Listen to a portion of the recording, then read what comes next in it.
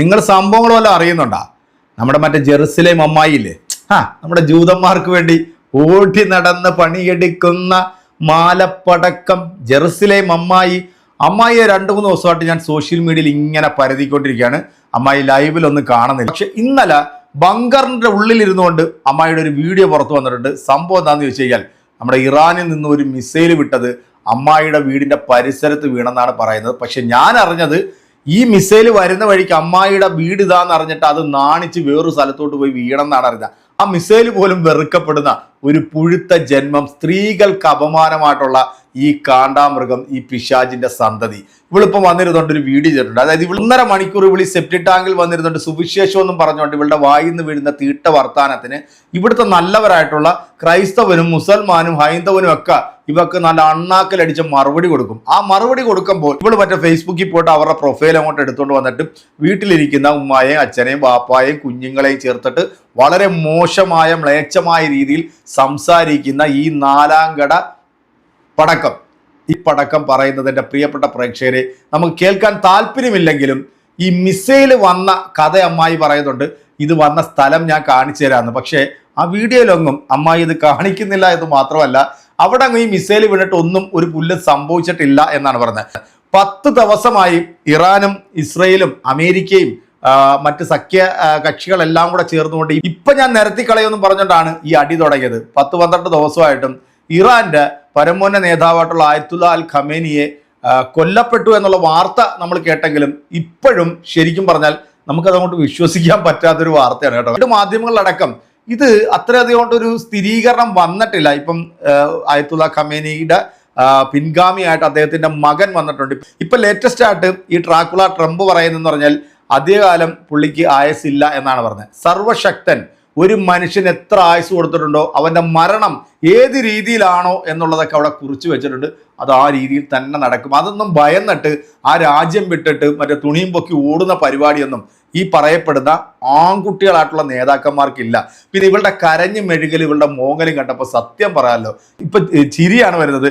ലോക പോലീസ് ചമഞ്ഞ് നടക്കുന്ന ഇവന്റെ അതിർത്തിയിലൂടെ ഒരു ഈച്ച കടന്നു പോയാൽ പോലും പിടിക്കാൻ കഴിവുള്ള അത്രയധികം അത്യാധുനിക സംവിധാനങ്ങൾ വികസിപ്പിച്ചെടുത്തിട്ടുള്ള ഈ രാജ്യത്തുണ്ടല്ലോ, ഇപ്പം തെൽ ഹബീബിലായാലും കൊള്ളാം, അൽഫയിലായാലും കൊള്ളാം, ജെറുസലേം പരിസരത്തായാലും കൊള്ളാം, കണ്ടരമാനം മിസൈലുകളാണ് വന്ന് വീഴുന്നത്. ഒരുപാട് നാശനഷ്ടങ്ങൾ ഉണ്ടാകുന്നുണ്ട്.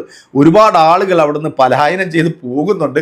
പക്ഷേ ഈ വാർത്തയൊന്നും പുറത്തേക്ക് വരുന്നില്ല. അമ്മായി ഇപ്പൊ ബങ്കറിനകത്ത് ഇരുന്നുകൊണ്ട് ഈ കൊണയടിക്കുന്നത് നമുക്കൊന്ന് കേട്ടാലോ? വാ കേട്ടിട്ട് വരാം.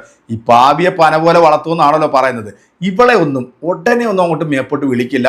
കുറച്ചും കൂടെ ഒക്കെ ഒന്ന് കാണാനുണ്ട്. അതൊക്കെ കണ്ട് നമുക്ക് കുറച്ച് കാര്യങ്ങളൊക്കെ പറഞ്ഞതിനൊക്കെ ശേഷം പതുക്കെ അങ്ങോട്ട് എടുത്താൽ മതി ഈ സാധനത്തിന്. കാരണം പ്രത്യേകിച്ച് വലിയ കാര്യമൊന്നുമില്ല ഇത് പോയാലും.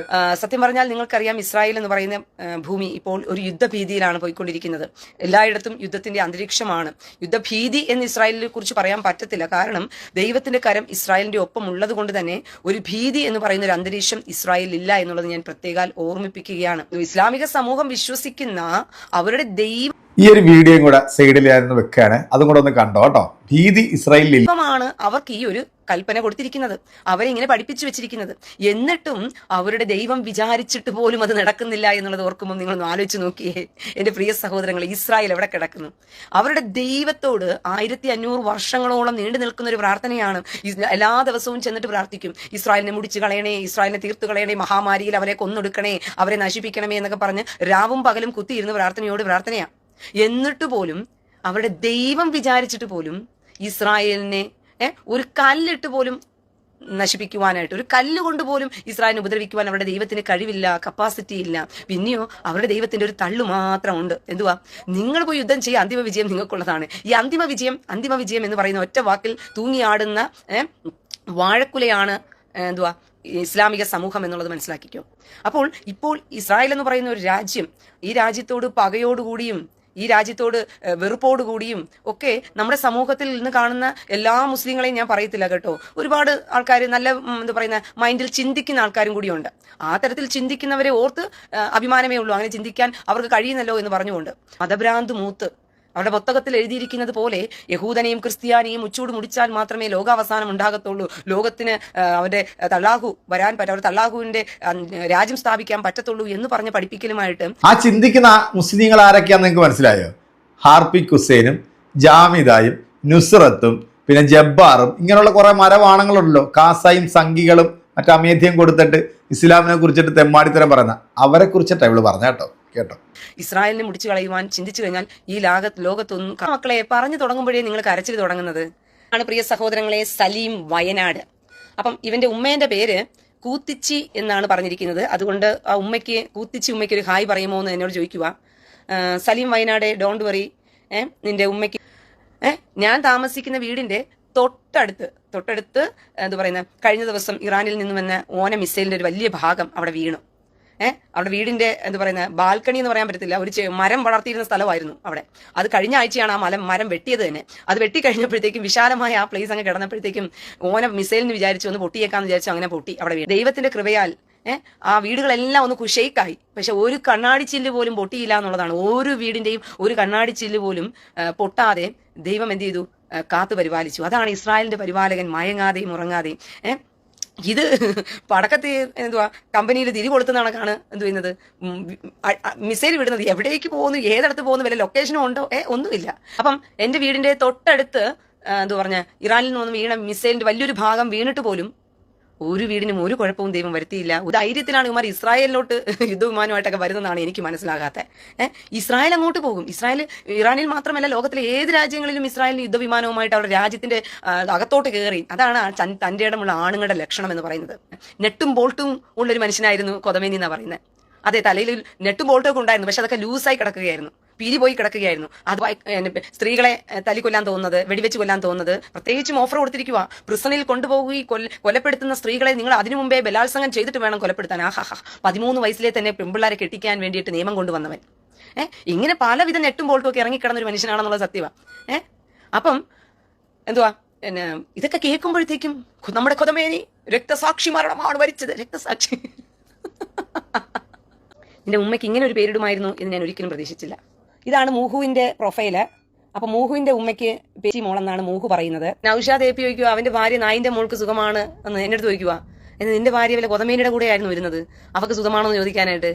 എടാ നൗഷാദ് ഏപ്പിയെ, അവളിപ്പോൾ ഏത് നായോട് കൂടെയാണ് ഭോഗിച്ചുകൊണ്ടിരിക്കുന്നതോ ആ നായോട് പോയി ചോദിച്ചാൽ അറിയാൻ പറ്റും നിന്റെ ഭാര്യ നായിന്റെ മോള് സുഖമാണോ അല്ലയോ എന്ന് പറഞ്ഞിട്ട്. ദാവൂദിന്റെ അടുത്തുള്ളത് എന്ത് ചെയ്യും? ദാവൂദിനെ, മീഡിയ ഫണ്ടിന്റെ ദാവൂദിനെ കൊണ്ടുപോയിട്ട് ചിലപ്പം റെവല്യൂഷണറി ഗാർഡിന്റെ നേതാവാക്കി വെക്കാൻ സാധ്യതയുണ്ട്. പൊട്ടിത്തെറിക്കാൻ ഞങ്ങളിതാ റെഡിയാണ്. വെടിയാടുകൾ ആരുടെയും ദുരിതം കണ്ടോ മരണം കണ്ടോ ആഹ്ലാദിക്കരുത്, പോടാ ചറ്റെ. ദൈവവചനം പറയുന്നത് എന്താണെന്നറിയാമോ? ദുഷ്ടന്റെ മരണത്തിൽ ഉല്ലസിക്കണമെന്നാ പറഞ്ഞു, ആർപ്പ് വിളിക്കണമെന്നാ പറഞ്ഞിരിക്കുന്നത്. ആരുടെയും ദുരിതം കണ്ടോ മരണം കണ്ടോ ആഹ്ലാദിക്കരുത് പോലെ. നീ ഒരു കാര്യം ചെയ്യ്, കൊതമേനിക്ക് വേണ്ടി പോയിരുന്നങ്ങ് കര, പോയി അപ്പുറത്ത് മാറിയിരുന്നങ്ങ് മോങ്ങ്. ദുഷ്ടന്റെ മരണത്തിൽ ഞങ്ങൾ ആഹ്ലാദിക്കത്തേ ഉള്ളൂ, ഞങ്ങൾ സന്തോഷിക്കും, ഞങ്ങൾ അർമാദിക്കും. കാരണം ദുഷ്ടനെയും നല്ലവരെയും തിരിച്ചറിയാനുള്ള കപ്പാസിറ്റിയും കഴിവൊക്കെ ഞങ്ങൾക്കുണ്ട്. നിന്നെപ്പോലുള്ള വൃത്തികെട്ടവന്മാരും വിവരം കെട്ടവന്മാരുമാണ് ദുഷ്ടന്റെ കൂടെ ചേർന്നിരുന്ന് എന്ത് ചെയ്യും?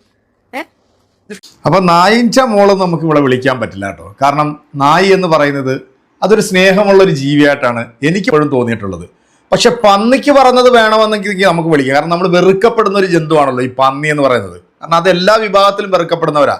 പിന്നെ ഇവിടെ ക്രിസ്ത്യാനികൾക്ക് വേണ്ടിയാണ് ഇവിളീ കിടന്ന് കുരയ്ക്കുന്നതെന്ന് നിങ്ങൾ ആരും വിചാരിക്കേണ്ട. ജൂതന്മാർക്ക് വേണ്ടി വിടുപണി ചെയ്തുകൊണ്ടിരിക്കുന്നവളാണ് ഈ ഒരു ഒന്നാം തരം പടക്ക കമ്പനി ഉണ്ടല്ലോ. സത്യത്തിൽ ഇവള് പറഞ്ഞത് കേട്ടിട്ട് എനിക്ക് അത്ഭുതം തോന്നിപ്പോയി. കാരണം ഇത്രയും നാൾ പറഞ്ഞുകൊണ്ടിരുന്നത് ഇസ്രായേലിലേക്ക് ഒരു ഈച്ച പോലും മറ്റു രാജ്യത്തിന്റെ വീഴത്തില്ലെന്നാ പറഞ്ഞുകൊണ്ടിരുന്നത്. ഇപ്പൊ വീടിന്റെ അടുത്ത് വരെ വന്ന് വീണെന്ന് പറയുന്നു. പക്ഷെ ആ മിസൈല് ഒരു പക്ഷെ ഇവളെ കണ്ടിട്ട് നാണിച്ച് ഇനി ഞാൻ ഇത് പൊട്ടുന്നില്ല, ഞാൻ ഇവിടെ തന്നെ വീണോളാം എന്ന് പറഞ്ഞിട്ട് ചിലപ്പോൾ ഒരു പക്ഷെ പറമ്പിൽ പോയി വീണതാകാം. എന്താണെങ്കിലും നിന്നെ അങ്ങ് പെട്ടെന്നൊന്നും വിളിക്കത്തൊന്നുമില്ല. നീ ഈ ഭൂമിയിൽ വേണം, നിന്നെ കൊണ്ട് കുറച്ച് കാര്യങ്ങളുണ്ട്. കാരണം ഇവിടുത്തെ ഈ ക്രൈസ്തവ സമൂഹവും അല്ലെങ്കിൽ മറ്റു മതവിഭാഗത്തിൽപ്പെട്ടിട്ടുള്ള ആൾക്കാരും നിന്റെ വായിൽ നിന്ന് വീഴുന്ന സെപ്റ്റിക് വർത്താനം കേട്ട് നന്നാകാൻ വേണ്ടി റെഡിയായി നിൽക്കുന്ന കുറേ ആളുകൾ ഇന്ന് നമ്മുടെ ഈ നാട്ടിലുണ്ട്. അപ്പം അവരുടെ മുമ്പിൽ നീ ഇതുപോലെ എന്നും ഏറ് പടക്കമായി ഇങ്ങനെ ജ്വലിച്ച് നിൽക്കണോടി. നീ ഉടനെ ഒന്നും പൊട്ടരുത്, നീ ചീറ്റി ഇങ്ങനെ നിൽക്കണം. കാരണം നിന്റെ പരിപാടി അതാണല്ലോ. എന്താണെങ്കിലും ഈ സമ്മാനം മേടിക്കാൻ ഒരു നാൾ താഴെ വരണം എന്ന് നമ്മൾ പറഞ്ഞു കേട്ടിട്ടുണ്ടല്ലോ, അത് ഉറപ്പായിട്ടും വന്നിരിക്കും. ഇവളുടെ ഈ ബങ്കറിനകത്തിരുന്നുള്ള ഇവളുടെ ആ ഒരു കരച്ചിൽ കേട്ടല്ലോ, മനസ്സെനിക്ക് നന്നായിട്ട് കാണാൻ പറ്റുന്നുണ്ട്.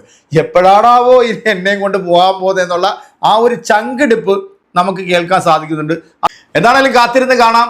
ഇവളുടെ ജന്മം ഒരു അപാര ജന്മം തന്നെ. പ്രിയപ്പെട്ടവരെ, നിങ്ങളുടെ കമന്റ് അറിയിക്കുക. അടുത്തൊരു വീഡിയോ കാണാം.